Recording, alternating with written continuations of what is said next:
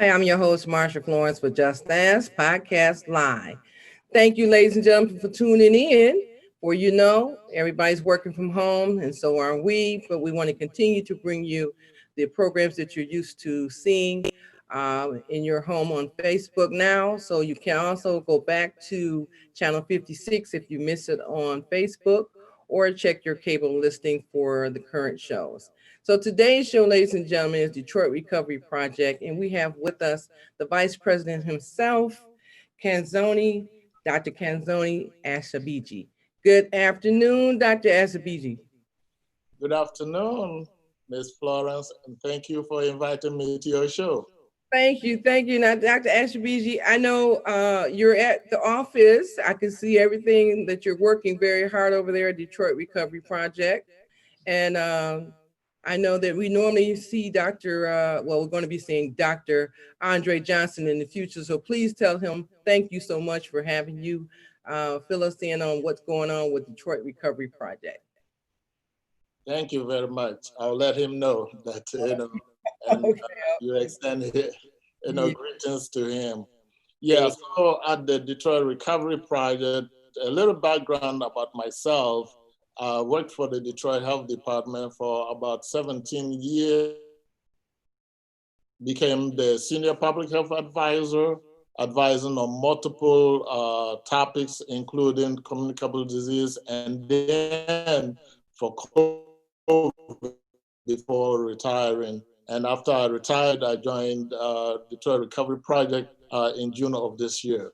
And Detroit Recovery Project is a really dynamic institution, well known in the community, providing substance use disorder services.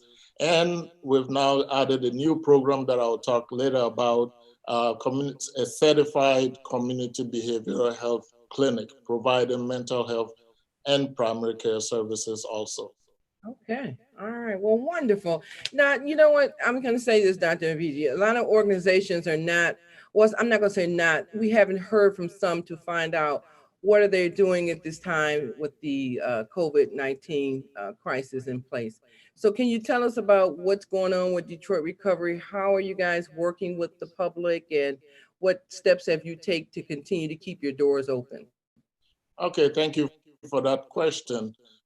Here at the Detroit Recovery Project, we continue to provide services to the community, but we have scaled down the face-to-face encounters. So what we've done is to make sure that we protect our employees and also protect the people that come in to provide, to seek services. So we've implemented a process whereby people, when they come in, they will get their temperature checked. We also ask, about COVID symptoms, just to make sure that they're not symptomatic or they haven't been exposed to somebody who had COVID. And then we also require that they wear a mask. Wearing a mask really helps to prevent the transmission of COVID. Then we also have them come in and then fill out a questionnaire. And when they receive those services, we make sure that we have social distancing and we limit the number of people that, in a room that can accommodate with all the social distancing. In that way, we are able to provide and continue to provide services to the people who need those services. And in addition to that, we also provide telehealth, whereby people, we can reach them on the phone or via video on FaceTime or on Facebook and other smartphone devices that we can continue to reach out to them and provide them with counseling and other resources that they may need. Now, what's your response level to the people who are using telehealth? Some people aren't comfortable with speaking or talking about their situations by phone, but how is that working out for Detroit Recovery? Well, thank you. That's a really good question.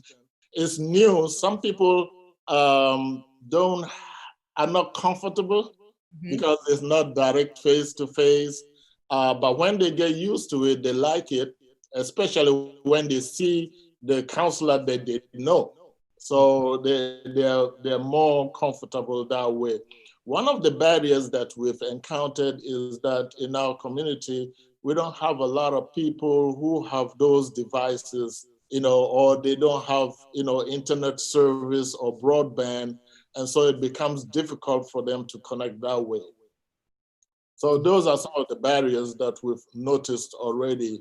So we try to, reach them on the phone and try to make sure that they continue to receive those services. And if they can come in, we work with them to make appointments for them to be able to come in.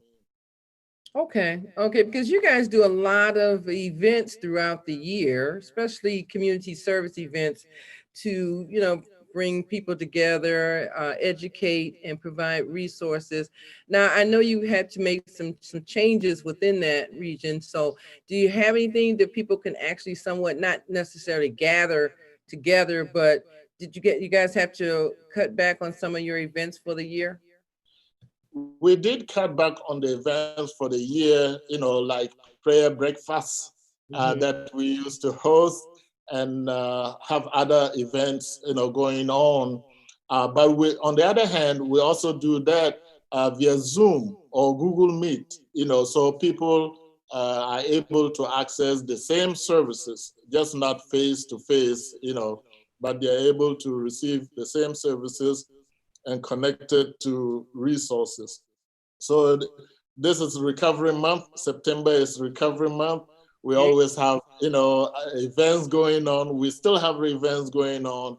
We had a town hall meeting the other day, and people were, online talking about some of their experiences and about COVID and just being isolated. One of the things that continues to come up with the pandemic is that people are isolated, and that exacerbate their mental health disorders if they have, or it just makes for people to be too lonely for Right. a long period of time. A lot of people, even though they may be homebound, some people can reach out and talk to people, like you said, by Zoom.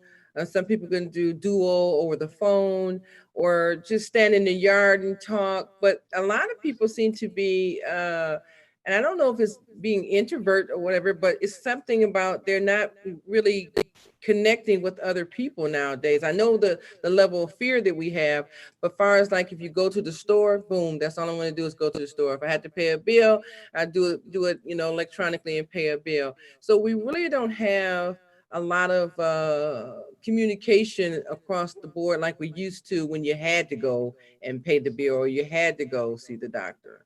So Yes. yeah, it's So affecting everyone. yes, that's correct, Ms. Florence. So what we do is we also have recovery support specialists and coaches. We encourage them to call our clients if they haven't heard from them in a long time, and Okay. just to find out how they're doing. How are you doing, John or Mary? How are you doing? Anything that we can help you with. And we also encourage, those who receive services and our community members to reach out to family and friends. Just sitting alone in your home or house or your apartment, it's not good for you, Good. for a long period of time. Right. As human beings, we need to interact. We talk to each other, we interact differently, but the interaction helps us to, survive, and it helps our emotion, Right. seeing somebody face to face and just touching somebody means a lot to us as human beings. So this period is really difficult, but at the same time, we have to do this in order to survive. And so, especially for African Americans, we really have to take this virus very seriously because it affects us disproportionately.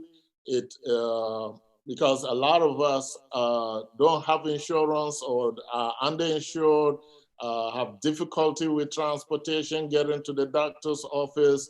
And so when we do get it with pre-existing conditions, it just makes our cases worse. And the statistics bear that out.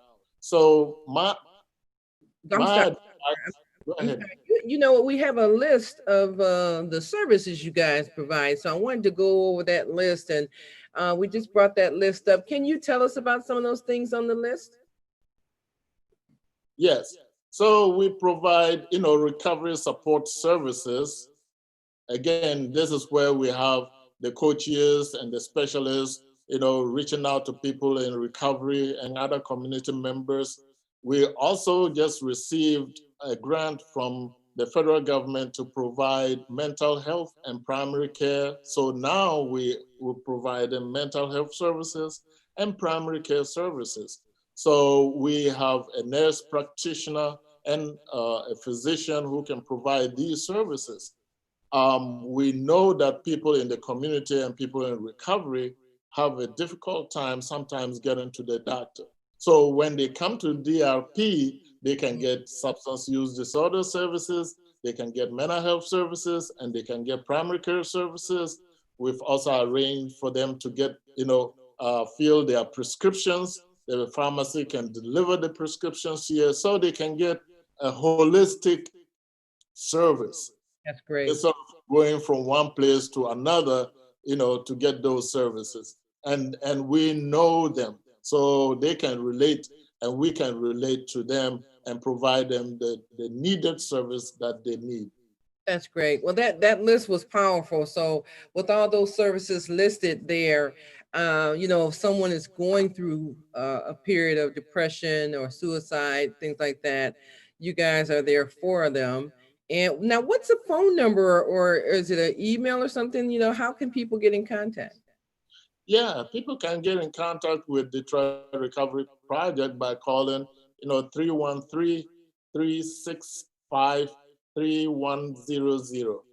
Okay. Again, that number is 313-365-3100. We have two locations, and one on the east side on McNichols, East McNichols and 75, and then the other one on the west side on West Grand Boulevard, just off um, uh, West Michigan Avenue. If you call that number, we'll make sure that you get to the right location that's nearest you to be able to receive those services. Okay. Now, I need to touch on the new program. I don't know if it's new, but the Certified Community Behavioral Health Clinic and the initial CCBHC. Okay. So is that a new program that you guys have, or is that something that's already been in existence and we're just not getting to it? Oh, yes. Thank you very much for that question. This is a new program that we received a grant from the federal government. And we received it back in May of this year. And we just started operations. So it's certified community. The word community is very important. Behavioral health clinic. So it's structured just similar to what we call federally qualified health centers. Maybe there are some here that already people are aware of.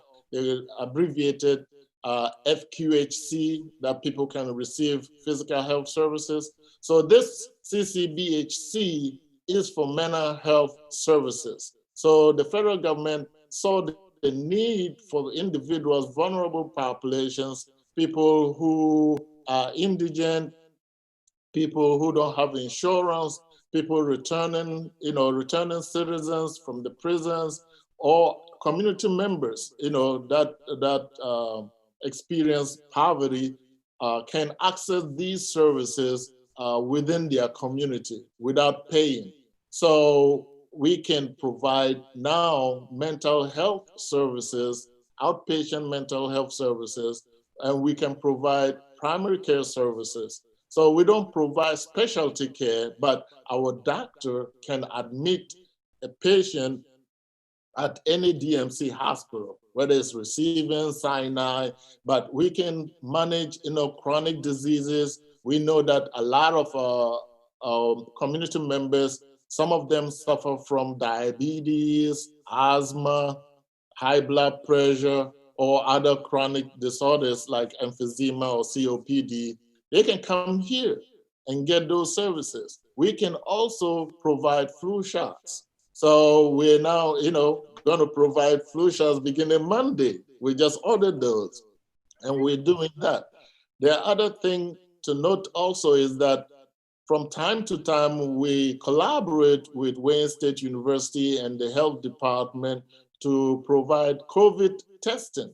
So last Friday, September 18th, in our location here on the west side, in the parking lot, we had community members and other people who wanted to be tested for COVID come in and get those tested, for free.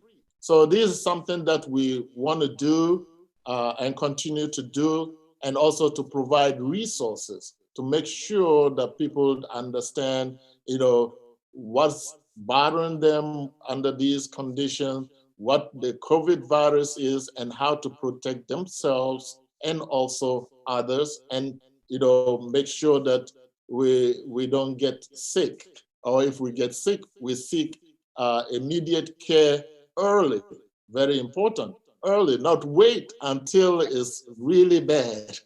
Now, with the program in place, the CCBHC clinic in place, uh, does the operation Monday through Friday or 6 days a week? How many days a week is the operation for the clinic?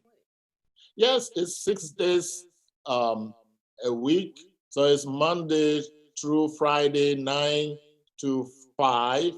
And then Tuesdays and Wednesdays, we even have extended hours because some people can, have to come in after work until 8 or sometimes 9 p.m. if we need to open up. And then we also have uh, hours for Saturdays from 9 to 2 p.m. So we're open, and this new program also allows us to provide services 24/7. So when people call our number, in the night, it goes to somebody who is on call. And so, if they're experiencing suicide ideation or contemplating suicide, they can call.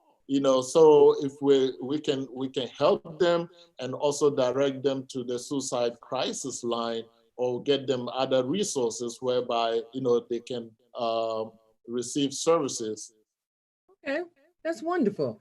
Because a lot of times when you say clinic, people are like, well, I got to work, or, how can I get there if I don't get off work till after 5 and this and that. So those extended hours on those 2 days during the week and Saturday is a plus for the community. Now, let me ask you this. So this program here, this clinic here, is it for adults, or is it for adults and children, or an entire family? It's for adults at this time. So we see adults and adolescents from age 13 upward. Okay. So we do provide those services. Until we get a pediatrician, it does allow us to provide services to, children. But until we get a pediatrician, we're waiting to just make sure that, we uh, get everything in order.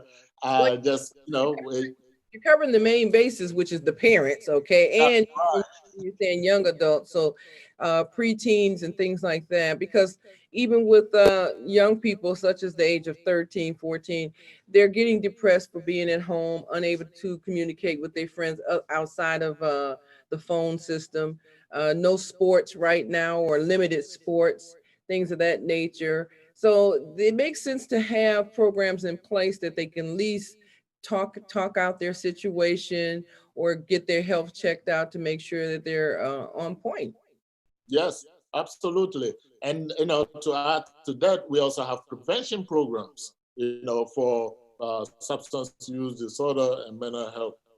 So teens can also call, and we have programs to help them cope, talk to their peers, and just make sure that they have the necessary information to be able to cope in any different situations.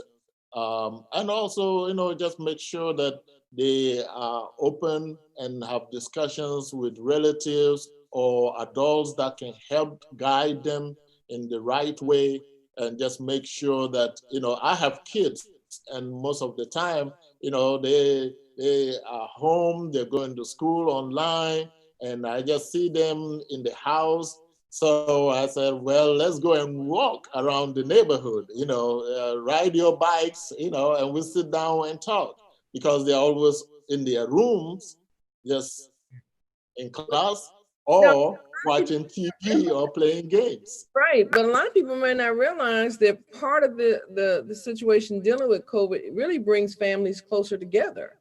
Like you said, families can eat dinner together now, sit and talk with one another. How you feeling? What's going on with you? Play games, uh, you Absolutely. know, do housework together. Some things that a lot of young people have escaped from because of the way technology is now. So I'm sure you and I probably come from the same, age group where you had chores and you had to do things before you could go outside, and your homework was checked, and you ate at the table with mom and dad. This generation here, it's like text and say, is dinner ready? Okay, so but with the COVID in place as it is, it seems as though it's allowing families to come closer to understanding how to protect one another and support one another during this time. Yes, absolutely. You're right. Just talking, helps people to just cope and also understand how each family members feel about the situation. So like you said, my kids, sometimes I'll sit next to them and they're texting me. I'm like, I'm just right here. Talk to me. Put the phone down. Talk to me. Why are you texting me? You have to take the Because they phone away. do that with their Right, friends. right. And Get their siblings. They're just sitting right next to each other and they're texting each other and laughing. And I'm like, okay, talk to me. right, right. I mean, nowadays, if you're going to put a kid on punishment, you have to take the phone away, and that's the punishment. Other than that, there is no punishment. Okay. So, yeah, they have to, you have to have family unity time away from technology to understand what's going on in the minds of the adults as well as the children and the grandparents. Absolutely, absolutely. Where possible, go out, go some and walk, go as a unit in the family. Social distance from other families or other people that you don't know or haven't been in touch for a long time. Mhm. Socialize that way. You just can't be in your house all by yourself, but make sure that you follow the guidelines, that you wear a mask is very important. You wear a mask, not wearing a mask to cover only your chin, but to cover your mouth and your nose. Right. So wearing a mask is not a fashion statement. It's meant to protect you and The health protect your state. loved ones and other people. So I see people, they wear a mask and it's just up here or down here. Well, that doesn't, no, it's just Defeat the equivalent purpose. to not wearing a mask, because the virus hangs in the air. So if you don't cover your nose, you're breathing it in, and that can cause problems. Right. Well, I tell you, I know the Detroit Recovery Project is on its mark with making the community a much safer place, and I'm sure the residents in the surrounding areas appreciate Detroit Recovery Project and all the programs and services you guys provide. Because really, you guys have been around for quite a bit of time here, but the enhancement of your services are greatly needed, and I'm sure that the certified community behavioral health clinic will be one of those that people will always come to get some type of services for their family members and themselves. That's a great service there. Thank you very much. Yes, that's a great service to the community. And just last week, our entire team here at the Detroit Recovery Project, we did some exercise also, just walk in the neighborhoods and drop off leaflets, just letting them know we now provide primary care. So if you're in the neighborhood, they should know what you're doing. And then be a partner to improve the health status of the neighborhoods. Make sure that they are invited to events. So we had a really good reception from the neighbors. They were really pleased to see us come in around and drop leaflets and provide information about what we were doing. And some of them showed up last Friday to get tested for COVID, and that was really nice. Okay, okay. Well, that goes to show you, Dr. Abiji, things do take time, but when they're in place, people come out and take advantage of what they can to make sure they're doing okay. Just know that you guys are testing people is a plus, so that people can say, "At least I've been tested, I've gotten through this period," and now can they come back and be tested again after they've been tested once or twice or whatever? Yes, they can come back and be tested if they want to. The science, put my public health hat, people can get it if they got it one time. So, especially if they've been exposed, again, after being tested and they've been exposed or they experience any symptoms of COVID, yes, they need to come and get tested. And the symptoms are, high fever, usually one that is, 101 and above, coughing, not just our regular cough here and there or sneezing, but just coughing, that's we cough. You produce a lot of if you're infected or have the virus, you produce a lot of it and it's aerosol, it's airborne, Right. sneezing or muscle pain, things like that. Anytime that you just don't feel right, Okay. call your doctor, Right. and just let them know, I just don't feel right. It may or may not be COVID, but if you just don't feel right, something is not right. So Check. you need to call your doctor right away. Okay, check me out. Well, Dr. Abiji, I appreciate you coming into us today at the Just Dance Talk Show podcast live. We really appreciate having you. And please do tell Dr. Andre Johnson we said thank you once again for having you in his place. Okay. And we look forward to seeing you guys again and hearing more about Detroit Recovery Project's future endeavors, because you guys always got something going on. Okay. So will you come back and join us again? Absolutely. And thank you very much for having me. Thank All you very much. right. Well, ladies and gentlemen, you know who I am. I'm your host, Marsha Florence for Just As. And you know what I always say, if you know a person with a disability or if you just have a general question, don't be afraid to ask, just ask. But always remember, you can call us 1-800-323-5336. Email us at justastalkshow.org or Marsha at justastalkshow.org and give us a show idea. And we'll have you in the cool seat of the Just As Talk Show. So once again, thank you. I'm your host, and thank you, Dr. Avicii. Have a great day. Thank you. You too.